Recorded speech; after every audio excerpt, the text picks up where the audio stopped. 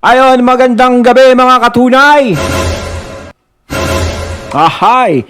Ay syempre, ito po ang inyong lingkod na si BT na magbibigay ng reaksyon at komento dito sa video na ating matutunghayan ngayon. Aba, syempre, si Ted Filon, no?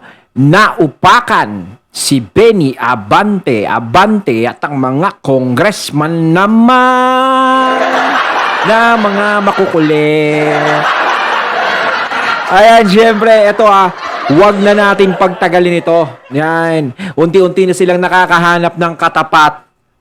Syempre, sinusubukan nila si VP Sara na buong akala nila ay kaya nila. Pero hindi naman pala.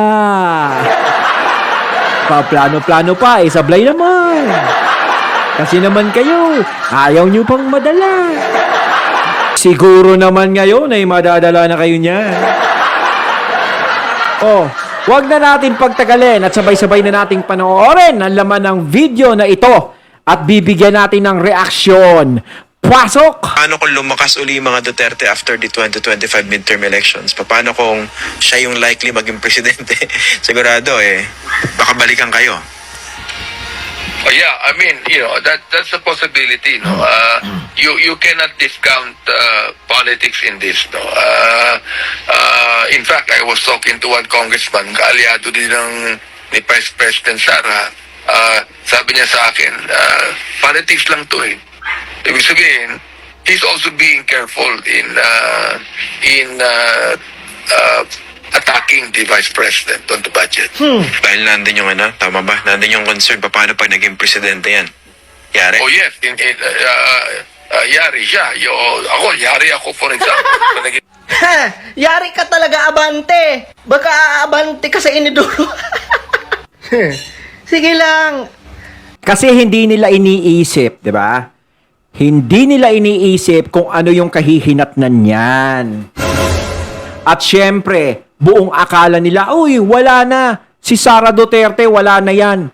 Hindi na makakatakbo yan. Magagawa ng paraan yan. Diba? Mahihilot yan ang ibig sabihin.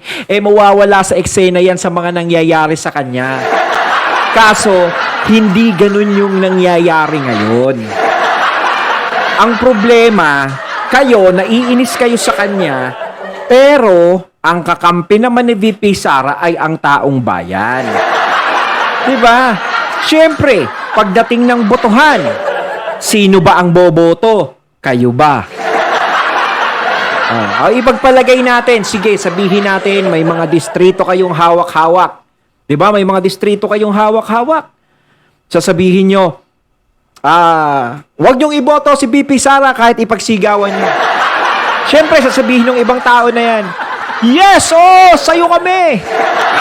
Kung sino ang i-endorso mo, iboboto namin. Puro tawa na lang no? Pero hindi nyo ba naisip, no? Yung mga kaharap nyong tao, maaaring bumaliktad at umuoo lang naman sa inyo kasi, diba? Umuoo lang sa inyo. Diba? Pero pagdating ng eleksyon, ayan na. Dun sa mga distritong hawak nyo, hindi nyo nga alam kung sino yung maka-Duterte dyan o hindi. Diba? Kung ilan ba sila, diba? Kung ilan ba sila, diba? Hindi nyo alam ang bilang. Ngayon, ang buong akala nyo siguro, si VP Sara ay wala na, hindi na makakatakbo yan sa nangyayari ngayon sa mga Duterte. Mawawala na sa eksena yan. Yun ang buong akala nyo. Kapag yan si VP Sara ay nagpatuloy-tuloy sa kanya, pakikipaglaban at tuloy-tuloy ang suporta na ginagawa sa kanya ng mga tao, mahirap yan. Mahihirapan kayo dyan. At kapag rumesbak dyan, wala na. Finish na. Sige lang. Lapastanganin nyo lang ang mga Duterte. Di ba? May oras din kayong lahat Lagi nyong tandaan, lahat ng bumangga sa mga Duterte, di ba, nasira ang mga political career at hindi na nakabalik. And lagi nyong tandaan, never pa natatalo ang mga Duterte. Lagi nyo yang tandaan. Yun ang mahirap kasi sa kanila Masyado silang naging kumpiyansa nga sa sarili nila. No? Ang mga Duterte, alam naman natin, Diyos ko, napakaraming supporter niyan. 'Di ba? Hindi naman kukunin ng mga Marcos yan kung yan ay kokonti ang supporter. 'Di ba? Hindi gagawing vice president yan. Bakit gagawing vice president yan? Bakit kukunin yan? Siyempre, alam nila, Duterte power. Maraming supporter to. Nakita nyo naman yung nangyari, 'di ba? Umabot ng 31 million ang boto kay PBBM. Umabot ng 32 million ang boto kay VP Sara. 'Di ba? Doon pa lang is katibayan na maraming sumusuporta sa kanila. Kaya nga uulitin ko, malamang sabihin ng iba, hindi. Yung 31 million na yon, puro loyalist yun. Hindi, 'di ba? Yung loyalist doon is yung tumakbo si PBBM. 'Di ba? Yung tumakbo bilang vice president. Yun. Sagad na yun. 'Di ba? Kasi kung sasabihin na 31 million, lahat yun, puro loyalist yun. Eh, Diyos ko naman, bakit hindi kayo lumabas nung tumakbo ng vice president si PBBM, 'di ba? Dapat lumabas kayo. 'Di ba? Para nanalo siya kay Lenny. So, ang ibig sabihin nun, kaya naging 31 million, nadagdag yung mga supporter ni VP Sara, yung supporter ng mga Duterte. So, ibig sabihin, ilan bang nakuha ni PBBM na boto nun? Nung vice president siya na tumakbo, may 15, 16? Paki-comment na lang dito mga katunay.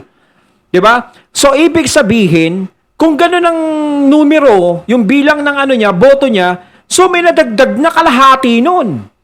So, ibig sabihin yung kalahati nun, nanggaling kay VP Sara. O, pagpalagay natin, huwag na kalahati. May mga bukod pang mga hindi DDS, hindi loyalist, di ba? Pero ang dami, naging 31 million yun. Kaya hindi ako naniniwala na, puro loyalist yun. Hindi po ako naniniwala. Kasi alam ko, siguro, yung puro loyalist nandoon, yung 16 million na yun. Yung 15 million o 14. Basta yung tumakbo si PBBM noon bilang presidente. Ay, ng vice president. 'Di ba? Ang laki nung naging diferensya na tumakbo siya ng presidente tsaka tumakbo ng vice president. So, ibig sabihin, malaki yung suporta na makukuha ni VP Sara kung sakasakaling tumakbo siya bilang presidente. 'Di ba? Pwede siyang makapantay doon. O baka iisipin ng iba, paano? O tatakbo si Sara Duterte, presidente, matatalo yan. Kasi syempre, yung loyalist, madadagdagan ng mga dilawan. Yun ang di ba? Yun ang kumpiyansa. Ewan ko lang. Di ba? Kung anong pamumuno ang susundan ng mga tao pagdating ng eleksyon. Pero, dito pa lang sa mga surveys is nakikita na natin yung kalamangan ni VP Sara.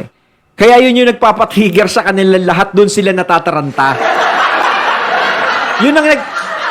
Yung survey na yan ang nagpahamak talaga kay VP Sara. Kasi kayo agad na labas sa survey, napakalayo pa ng eleksyon.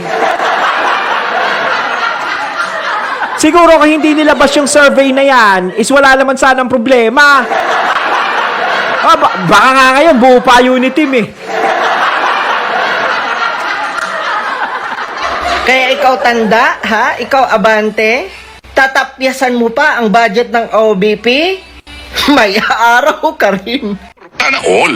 Yun, si Master Sana all. Ted Pailo na So, dito ho, kung ganyan kayong kumilatis sa budget po ng isang ahensya, paano yung iba? Although, maaari sabihin, kasi wala namang humingi pa ng audit report ng Confidential Intelligence Fund ng Presidente. O kaya po ng DOJ o ng sino man pong merong CIF. So siguro, hingi din kayo ng kopya. At kung meron din pong disallowance, ilantad din po ninyo. Sana Lahat ng all. ahensyang may CIF. Tama. Okay, at Ganyan ang gawin ninyo. Di ba? At maliban po naman dyan, yung pagkilatis ninyo to the max na ilang mga agencies gaya ng DPWH, ganun din po sana dito at wag ho nating aprobahan kaagad in one sitting. Kasi kahapon po, Defer nyo din. kasi kahapon sabi ko, Tama yun, may punto si Master Ted doon, di ba? Hindi, di ba? Bakit si VP Sara lang? Di ba, si VP Sara lang yung kailangan pag-aralan natin yan, kailangan mapag-usapan na, kailangan i-hearing muna natin yan. Samantalang yung ibang humihingi ng mga budget is iupo lang ng 2 minuto, aprobado na. Pero kay BP Sara talaga, ang daming tanong, humaba ng humaba. Budget lang ang pag-uusapan, pero ang pinag-uusapan ay kung ano-ano. Tapos ibibintang pa kay BP Sara, hoy! Diba, parang, hindi naman yan ang pinag-uusapan natin dito, napakalayo ng topic mo. Confidential fund ang pinag-uusapan natin dito. Pero kuidaw, di ba? Ang pinag-uusapan dyan ay ang 2025 budget. Di ba? Hindi yung confidential fund. Bintang kayo ng bintang kay BP Sara. Oh, lumalayo na yung ano. Lumalayo yung usapan mo kung ano-ano na pinagsasasabi mo kay Castro. Oh, pero Diyos ko naman, ano din yung pinagsasasabi nyo kay BP Sara? Di ba? Ganun yan. Kung kayo gusto nyo halongkatin lahat ng mga problema, di ba? Dapat hindi lang si BP Sara. Kasi kapag hinalungkat nyo lahat ng problema dyan, marami kayong makikita. Eh kaso nga lang, di ba? Nandoon yung takot nyo lang.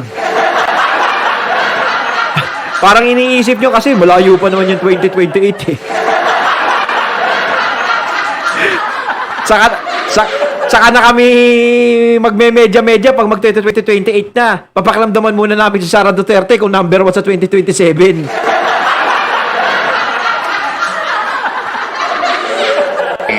Malamang dito para, di ba, para pababalikin pa dito, Vice Presidente. Tama.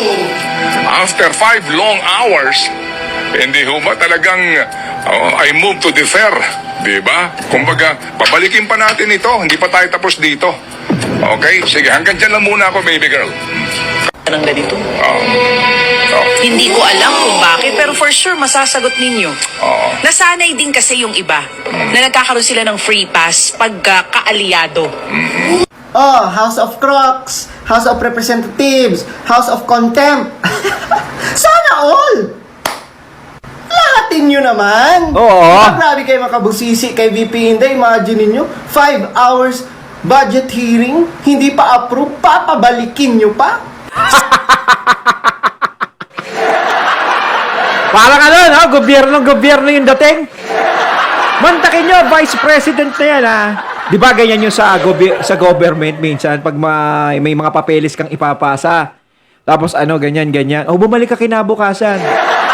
Tapos babalik ka kinabukasan, bumalik ka sa makalawa. Parang ginawa nyo namang ano, yung simpleng tao lang si BP Sara, no? Vice President, ginanyan nyo.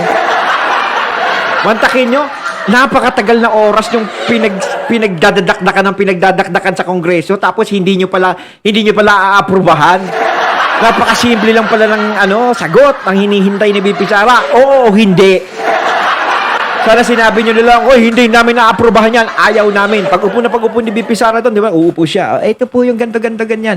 Hindi, ayaw namin. Di aalis na si BP Sara. Di ba? Tapos sinasabi ng iba, kailangan maging transparent. Transparency. Alam niyo po ba, ibig sabihin ng transparency? Yung transparent na yan. Di ba? Ang ibig sabihin yan is dapat maging patas kayo. Dapat lahat pantay-pantay. So, hindi lang si VP Sara yung bubusisiin nyo, yung iba pang hihingi ng budget sa inyo. Hindi, di ba? O kaya yung mga nagkakaroon ng pondo, busisiin nyo. Halimbawa, kumain ng 20 million. Kayo naman kasi. Kaya nabubutasan kayo, malayo kasi yung sinasabi nyo sa ginagawa nyo. Sana all! Diba? Lahat dapat. Bakit katangi-tangi lang na ang Office of the Vice President ang ginigisa nyo ng todo-todo? Bakit? Dahil ba Duterte? Hindi naman kayo halatang namumulitika. Hindi po halata. Alam naman natin sila dyan sa Congress. Ang dami talagang allergic sa mga Duterte dyan. Buti pa nga may mga kumakampi pa katulad ni GMA, di ba? Parang inawat na ni GMA eh. Si GMA, tinitignan ko yung mukha ni GMA, parang naiinis na siya doon sa mga nagtatanong kay VP Sara. Kayo mga katunay, napapansin niyo ba daw, parang naiinis na si VP Sara. Si GMA. Parang na paulit-ulit na yung mga tinatanong nyo napag-usapan, hindi na nga binigyan ng pondo, kung ano pa pinagdadakdak nyo dyan.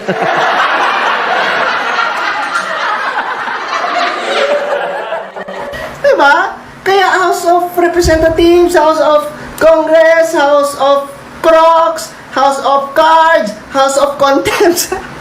ang dami nyo ng nickname. Oh, ano na, sana all! Lahat po! Pati kayo! Diba? Ipakita nyo sa amin. Oo. Ipakita nyo sa amin.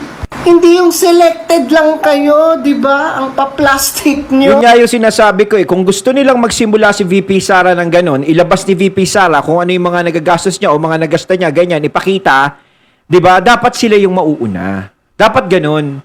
Wag silang maiinis sa akin, ha? Baka naiinis mga minister sa akin. Gusto ko lang kasi, maging maganda din yung tingin ng taong bayan sa inyo. Di ba? Hindi ko kayo tinitira, ha? Hindi ha?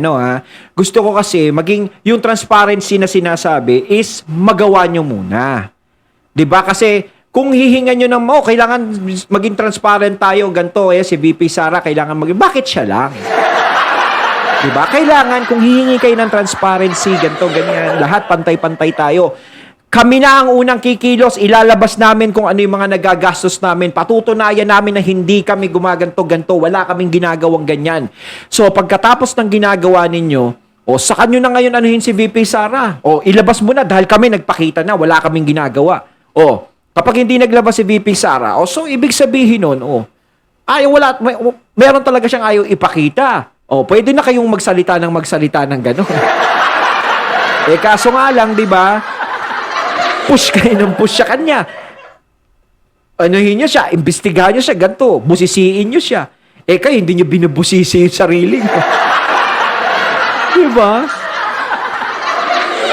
Ayun, at ating natunghayan ng video. Yan ha. At syempre natunghayan natin si Mr. Real Talker at si Master Ted Filon. Ayan ha. Syempre, sinasabi nila kailangan maging transparent. Yun talaga lahat. Kung kailangan gusto nilang maging transparent. Di ba? Pantay-pantay. No? Bago mo gawin kay VP Sara, gawin nyo muna. Kayo muna ang mauna. Diba mga katunay? So mga katunay, anong masasabi nyo tungkol dito sa video na ating natunghayan ngayon? Comment lang po kayo sa comment box. So once again, I'm BT and I'm out. Peace.